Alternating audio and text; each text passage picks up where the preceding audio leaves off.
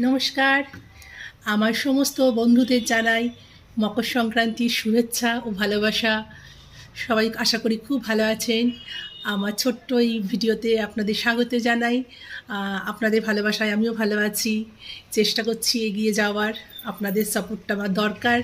আপনাদের ভালোবাসা পেলে অবশ্যই আপনাদের ভালোবাসার জোরে আমি অনেকটা এগিয়ে যাব। আর আজকে পৌষ সংক্রান্তি, গঙ্গাসাগর মেলা। তবে ঠান্ডাটা আজকে অনেকটা কম। আর আজকে পিঠে-পুলি খাওয়ার দিন। সবাই বাড়িতে জমিয়ে পিঠে খাবেন। পিঠে, পাটিসাপটা, দুধ পুলি, তারপরে আরও অনেক রকমের পিঠে হয়, সবাই খাবেন। কেউ বানিয়ে খাবে, যারা বানাতে পারবে না তারা কিনে এনে খাবে।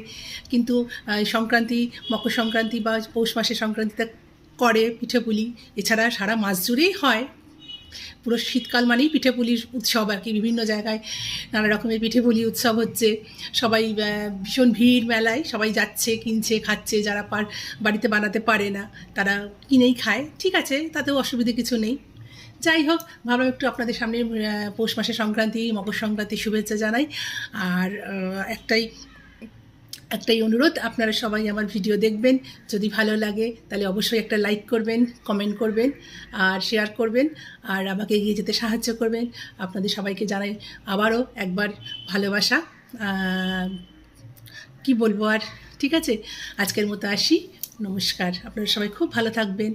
আবার যদি পারি তো পরের ভিডিওতে দেখা হবে।